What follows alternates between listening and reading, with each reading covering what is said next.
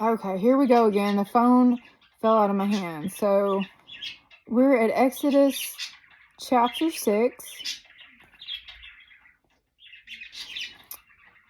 Then the Lord said to Moses, "Now you shall see what I will do to Pharaoh, for with a strong hand he will let them go, and with a strong hand he will drive them out of his land." So he's like, here's the prophecy, here's the word. I'm telling you it's going to happen, okay?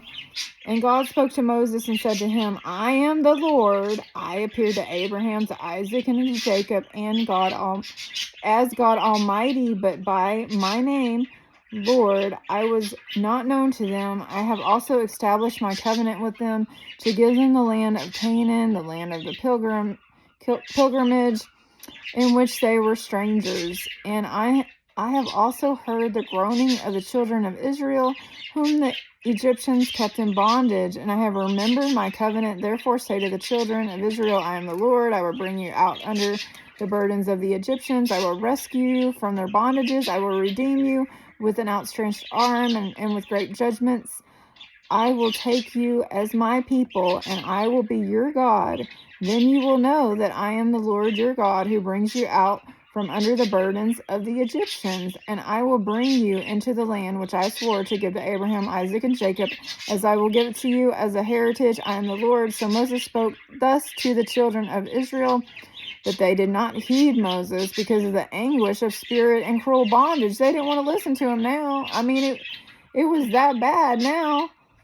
I mean, they thought, hey, they trusted him before, and deliverance did not happen. So, yeah, they're like, no, we are not trusting you again like this. This is that bad. And the Lord spoke to Moses, saying, "Go in, tell Pharaoh, king of Egypt, to let the children of Israel go out of the land." He's like, go do it again. Go tell Pharaoh again. And Moses spoke before the Lord, saying, "The children of Israel have not heeded me. They don't believe me anymore. How then shall Pharaoh heed me? For I am of uncircumcised lips." Then the Lord spoke to Moses and Aaron and gave them a command for the children of Israel and for the Pharaoh, king of Egypt, to bring the children out of Egypt of the land of Egypt. So, basically, just he was reminding him of the covenant that he's trying to bring everybody into the land of milk and honey. So for us today, he's reminding us of the covenant that he's trying to bring us into heaven, into the land of milk and honey, into our promises, into our inheritance with Jesus on earth and in heaven. He's trying to bring us into all these things. But Egypt, the cruelty of Egypt, they make you work harder, faster.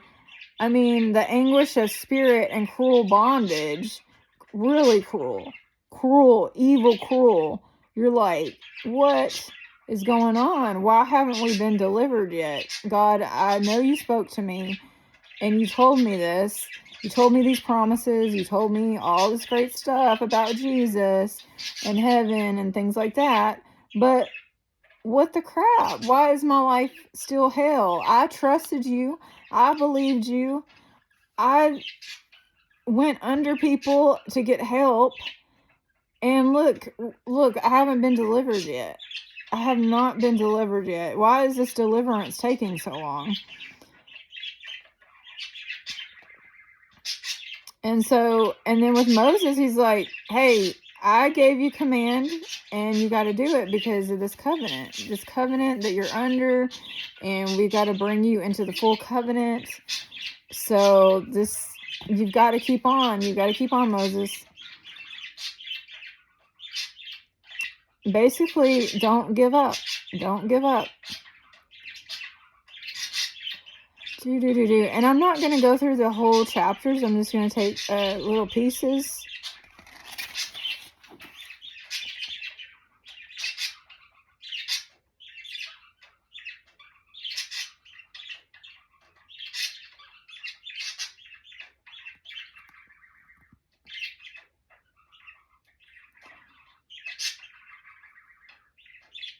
And Moses is like, how, if these people aren't even going to believe me, how is Pharaoh going to believe me now? Now nobody trusts me. And then God is saying to Moses, see, I've made you as God to Pharaoh. See, I have made you as God to Pharaoh. Basically, God had been making Moses God, because God wasn't stepping into the situation. He was making Moses do it. So Moses had to be God. Just like if you had an assignment now and God wanted you to do the assignment and he's not stepping in and he told you and he's not showing anybody else what is going on but you, nobody believes you. The people around you don't believe you. The people you're speaking to don't believe you. And you're having to act as the role as God, because God wants you to do the assignment. He's not waking him up, showing him what he told you. He's only showing you. You shall speak all that I command you, and Aaron your brother shall tell Pharaoh to send the children of Israel out of his land, and I will harden Pharaoh's heart. It's crazy how God is even saying, hey, I'm going to harden Pharaoh's heart. It's like, okay, I mean, that it gets that weird. God is so sovereign that he will do whatever he wants. So he'll tell you an assignment, and then he'll tell you that hey, they're not going to listen. I'm going to give you assignment. They're not going to listen, but go anyways and do the assignment and tell them these words, do these things, but they're not going to listen to you. And you're like, why? Why even go? It doesn't make sense, right? God just wants to make sure you go. He wants to make some big testimony out of it. I mean, this whole Exodus thing was just one big testimony, like a big testimony of God's miracles and works and wonders. I mean, it was all about God anyways, for his glory. So he made this big story out of it so everybody could praise God and see God's abilities to do things, God's work in the situation and not man's. Like, it was just how many chapters about this, and God kept on hardening Pharaoh's heart so he could show more things and prove more things and more wonders and miracles happening. It was wild. It was wild, and it's still wild today, because God is still that wild that you don't know what he's gonna do.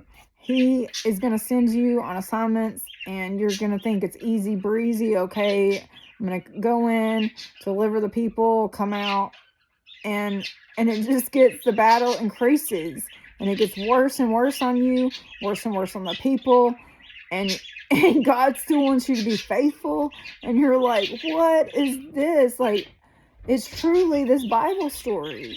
This is my life I'm living in right now. This is my Bible story.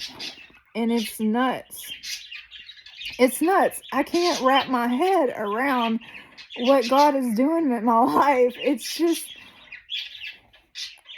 I can't even tell you. I can't even tell you the true story until later on, when Moses could tell the final true story. That's how I feel like.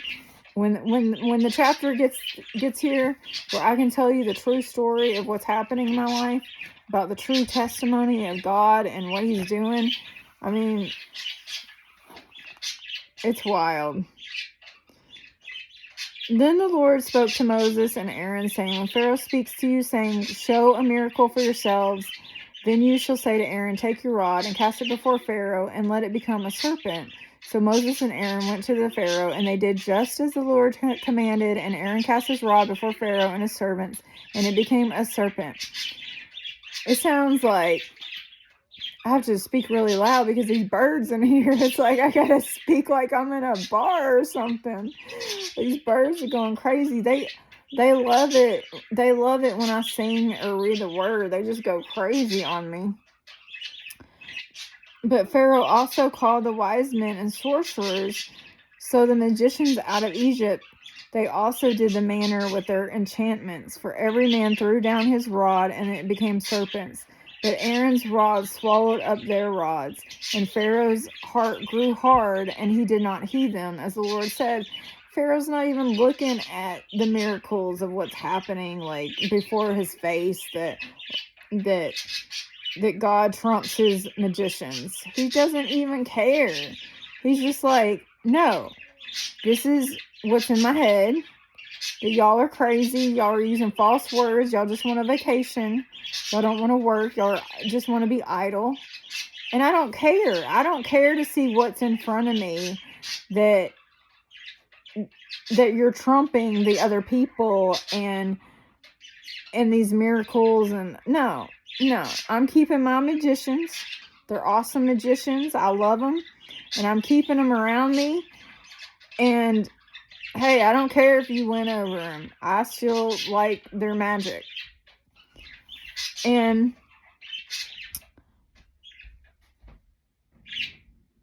he doesn't even see. He doesn't even see what's going on. He's just like, I don't care. I don't care. I've got something in my head, and I've got something to prove, and I got my ego, and I'm God here, so I don't care what you're showing me, Moses. And he just hardens his heart. You don't care. Whatever. I don't care what you show me. I'm not gonna bow down to what you're saying to me. So the Lord said to Moses, Pharaoh's heart is hard. I mean, the Lord even speaks it to Moses. Hey, Pharaoh's heart is hard. Or, hey, he'll tell you, hey, this person is going to act like this. This person is not going to believe you at all. But I still want you to go, and I still want you to tell them. And even if they want to kill you, just go tell them the truth.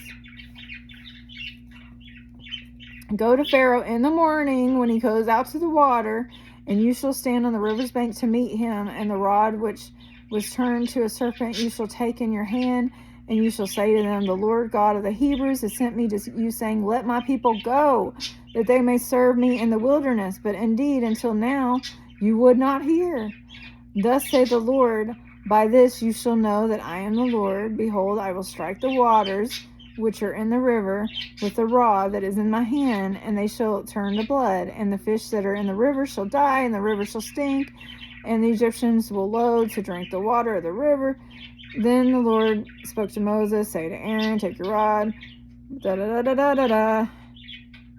And Moses did exactly what the Lord commanded. He lifted the rod and did the miracle. Then the magicians of Egypt did so with their enchantments, and Pharaoh's heart grew hard, and he did not heed them. So it's always the true miracle, the false miracle, the true miracle, the false miracle. They can do the same thing, and Pharaoh is like, hey, my people can do the same thing. I don't care.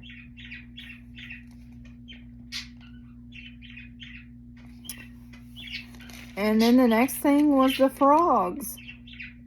Go and tell them, let my people go, and if they refuse to go, I will smite all your territory with frogs. So that's exactly what Moses did. He stretched out his rod, and the frogs came up out of Egypt. And then the magicians did so with their enchantment and brought up frogs out of the land of Egypt too. And then Pharaoh called for Moses and said, entreat the Lord that he may take the frogs away. So that's what Moses did. He entreated the Lord, and he said, hey, tomorrow then the frogs will go away.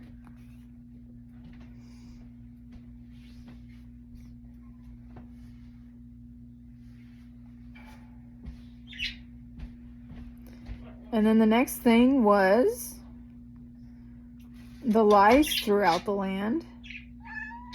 Go tell Pharaoh to let the people go. If he doesn't, then I'm going to bring lice upon the land. And that's what happened.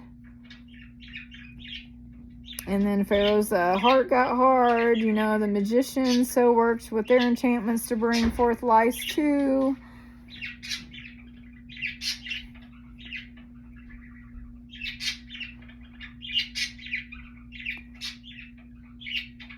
The next thing was swarms of flies. So swarms of flies throughout the land.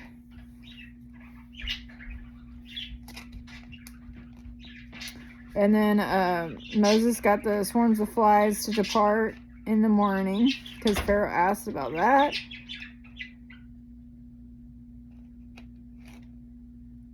And then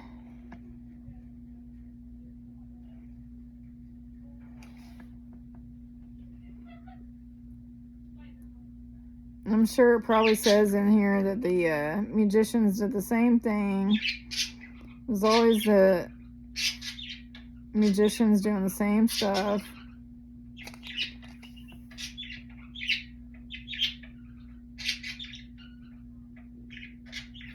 The next thing was the livestock being deceased. The next thing was the boils.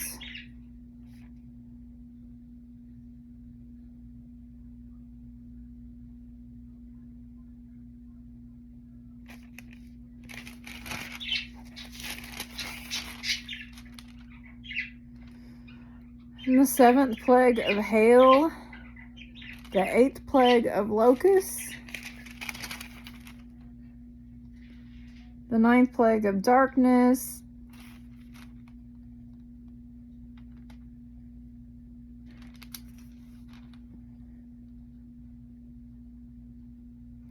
So really, I want to talk about,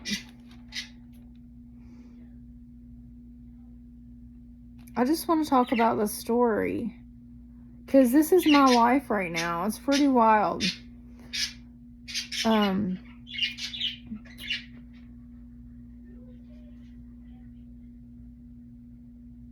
God is about to use me in these miracles, and God has shown me, told me about people's hearts around me and how their hearts are going to be against me, just like Pharaoh's, how they're not going to believe me, just like Pharaoh's, and that God has told me certain things and told me to tell certain people certain things, but then he's like, won't tell the people what I'm saying. He wants me to come in his behalf and be as a Moses and just say it and be God, like a God saying it, because it's my like God-given assignment to say things.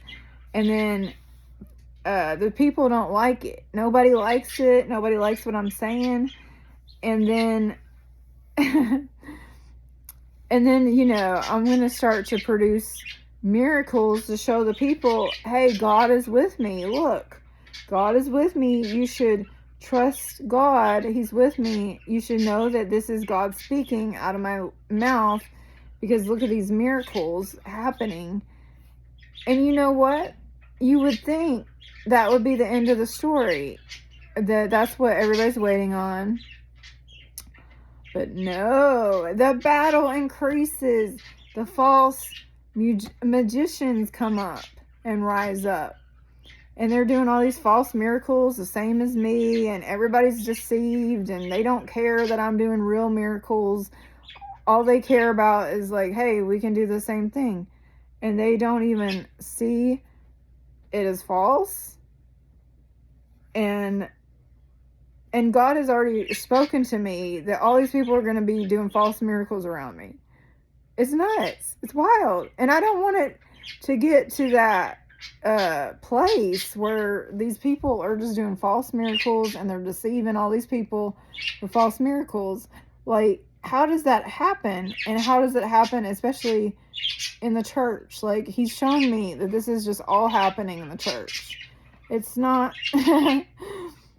it's not the witches and Satan. It's the witchcraft and satanic stuff has already entered the church with people that are like already deceived. They're already been deceived, like, for a long time. They've been under deception for a long time. They haven't got deliverance for a long time, and they've been working with false spirits for a long time. They've familiar spirits that they're used to living inside of them, operating with them, you know, false spirits, creating false prophets, false prophetess, and these people in the church have been listening to them for a long time, and so they think that these leaders and teachers are real and true, and they don't want to hear anything else.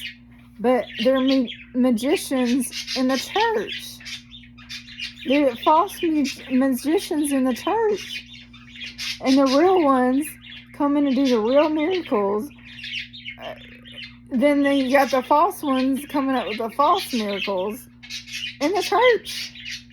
In the church. And God's only telling certain people certain things, and he expects those people to tell the other people certain things, and then he's hardening the people's hearts. It's wild. It's wild that this is my life. It hasn't all come in a full fruition. I really hope it doesn't. This is really why I'm trying to tell everybody this, because I don't want to. I'm sure Moses did not want to be Moses. The same as I don't want to be Moses. I don't want to do these things. I'm like, God, they're not listening to me. You said you were going to deliver the people out of this. When is the deliverance going to come? They're not even listening to me. The battle's getting harder and harder, and then God's like, hey, the battle's going to increase. It's wild, and you're going to have to come up against false people doing false miracles in the church. I'm like, why, God? Why are all these false magicians in the church? And then the people that are the heads of the church won't believe you.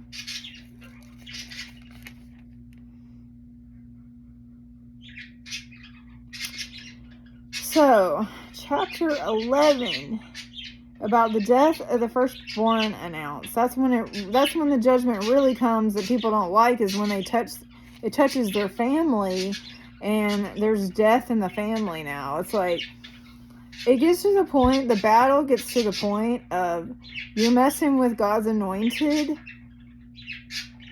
and you're messing with the messengers of God, the real true prophets, the real true people sent in to help, and you won't listen to them.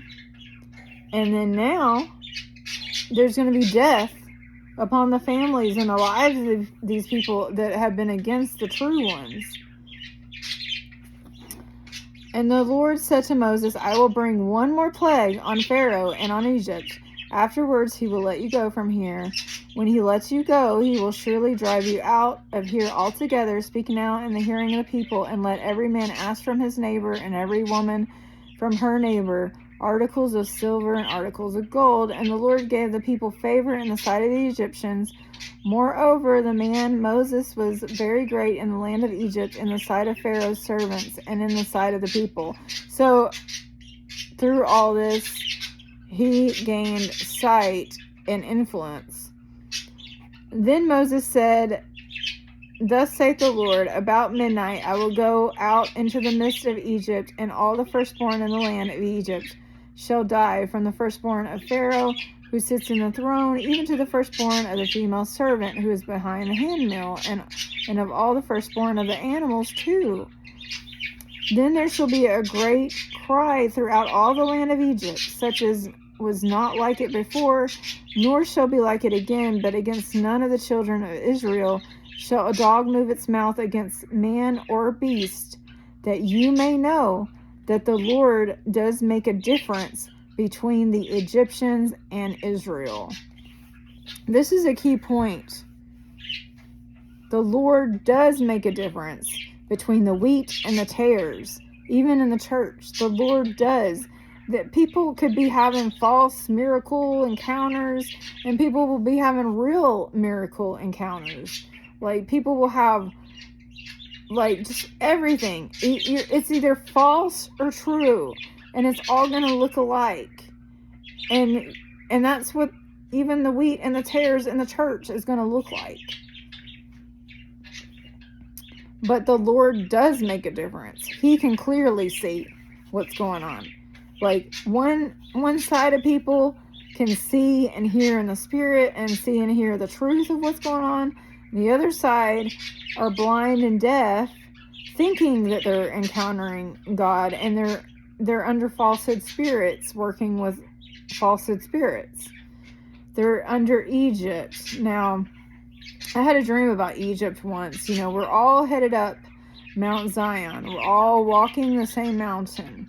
That's Egypt. I'm telling you, Egypt and Israel both are in the church. Both of them. We're all walking up the same mountain at Mount Zion. And some people have the slime of Egypt on them. They have the spirit on them. They have just slimy, gooky stuff that they're walking in. But they're still walking up the same mountain with us. It's the wheat and the tares. But people don't believe that there's falsehood in the church. And all of these, your servants shall come down to me and bow down to me, saying, get out, and all the people who follow you. So that's when we're finally starting to come into the promised land. That's when the angels come in and they separate the people for good, because the angels will be able to hear and see. Separate the goats from the sheep. And God does make a difference between people. He says, get out, and all the people who follow you. After that, I will go out. Then he went out from Pharaoh in great anger. But the Lord said to Moses, Pharaoh will not heed you, so that my wonders may be multiplied in the land. See, God just wants his wonders. He wants his big testimony. So Moses and Aaron did all these wonders before Pharaoh, and the Lord hardened Pharaoh's heart, and he did not let the children of Israel go out of his land. So, yeah.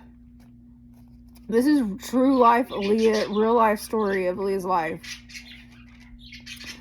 Now the Lord spoke to Moses and Aaron in the land of Egypt, saying, this month shall be your beginning of months. It shall be the first month of the year.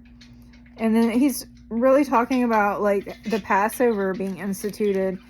He wants all the people of Moses' camp to put blood on the doorpost so that the spirit of death will pass over as he takes the firstborn of the children. So the plague of death happens, the death of the firstborn.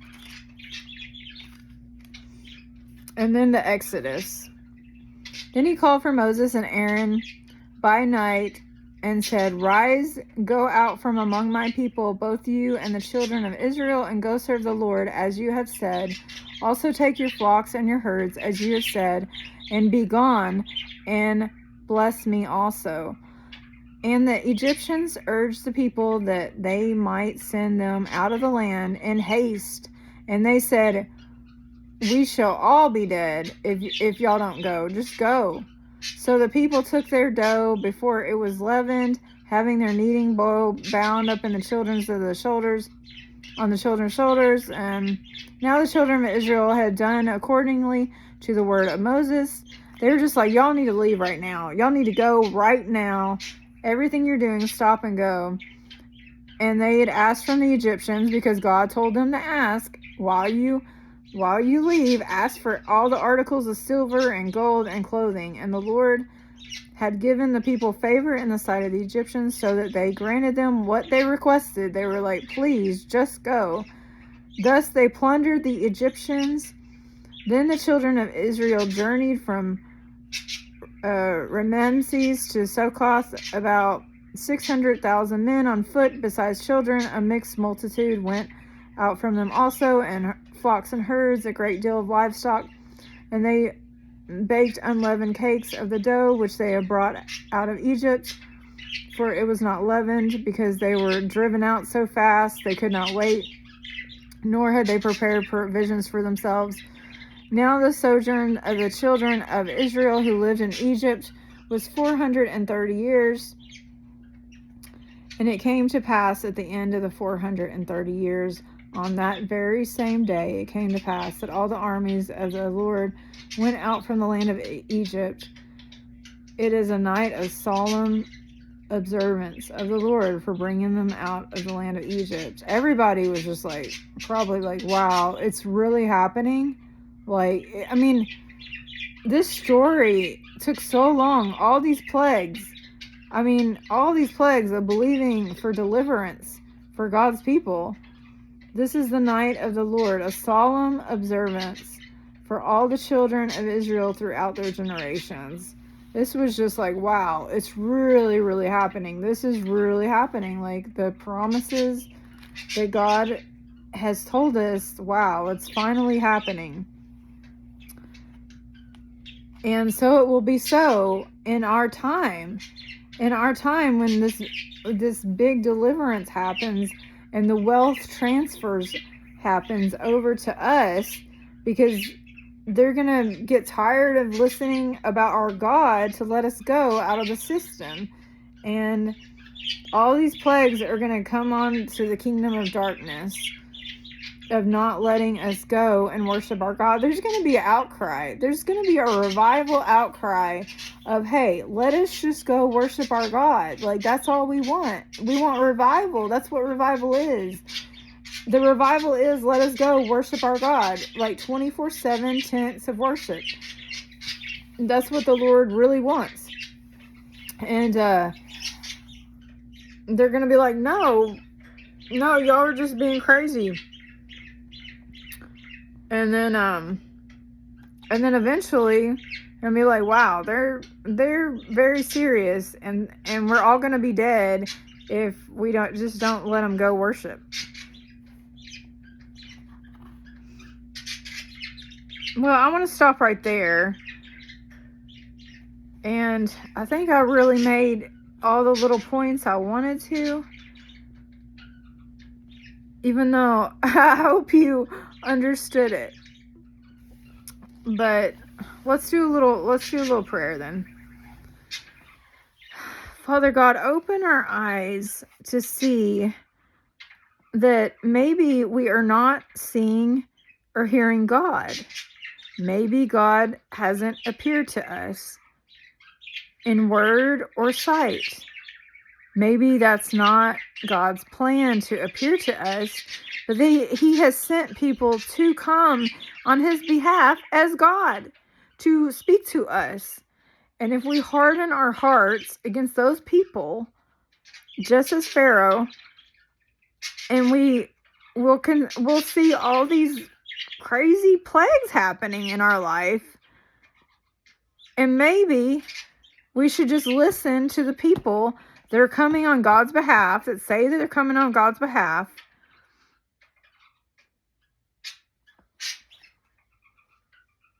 and just watch out for false miracles. It was clearly in Pharaoh's face, false miracles, but he didn't want to see it. He did not want to see that the miracles of Moses were trumping his magician's miracles. He didn't want to see the false miracles. There are false miracles in the church. There are real miracles in the church. They're in a fight with each other, and nobody is seeing it. There's real prophets in the church. There's false prophets in the church, and they're in this fight, and nobody wants to see it. And the true ones overcome the false every time. But nobody wants to think that there's falsehood. Ever. They just want to harden their hearts to think that they're people, that they're truly loved people that they've had for generations and years in their church, or any kind of saint, could be walking in false miracles. Or false words that are from deceiving spirits. I mean, the words and the miracles could look true as day. Everything could look right. Everything could look the exact same, just like in Exodus, just like they do in the New Testament times, where little psychic girls always said the same thing as the prophets. It's the same. It's the same way today. Same way today. It's just second-hand knowledge that they're using. They're not using the first true knowledge of the first true voice that comes to the prophet. And then they're just using all these false spirits, and they're getting away with it because nobody wants to believe that there's falsehood and deception in the church. And I've come to see it because God has been showing it, revealing it to me, of like through dreams and everything, of like, look, you're going to be doing real miracles, and you're going to be up against people doing false miracles. I'm like, really, Lord?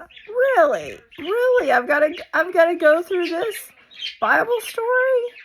Like, that's how I feel. Like Moses, like, when are they going to ever heed my words? When are the people going to be delivered? I don't know. I don't know when. He's making this big, long Exodus testimony out of it. And he's still sending me, saying, heed the words of the Lord. And I hope I don't get killed out of it. Like, that's how I feel, that I have these people against me, hating me, that want to kill me. And they do, because they don't want to be found out for their false miracles and their false prophecies through false spirits. They're operating in false spirits. They don't want to be found out for that. Who would want to be that ashamed, that shamed? Well, the problem is you don't have to be shamed. You could heed my words, go get some deliverance, and you wouldn't have to be shamed in the end. You wouldn't have to bow down to Moses and tell him, oh, take all of my stuff. Take all the stuff. I'm sorry, like, I don't know. I just know that every time somebody comes to me and says that I need some help, I go get it. I don't understand why it's so hard for other people to go get it. They must like their spirits, and they must fear to be ashamed or in some humility process. They must fear that they could look like an idiot. Well, I'll look like an idiot all the time. I think that's where we differ. Like, I will look foolish in the sight of men. I will eat poop in the sight of men. I don't care. Whatever the Lord tells me, I will do. I will cry. I will do anything. I'm not my own. My body's not my own. Nothing is my own. I don't care. I don't care how people see me. I never have cared. Like, even growing up, I've never cared. I'm not about the image. I mean, it's so funny that I can put on different images and play. I can play hard. I can play hardball. But I am not about the image. Well, then that's what it is. Falsehood is images. Falsehood is images of the truth trying to distort God's image. Illusions, enchantments, magic. It's all false images. All just, illusion. It's just like, just the same little smoke screen that they try to put in front of your face so you can't see. Just because somebody's been in your life for forever and you love that person doesn't mean that they're working in truth, that you should believe them.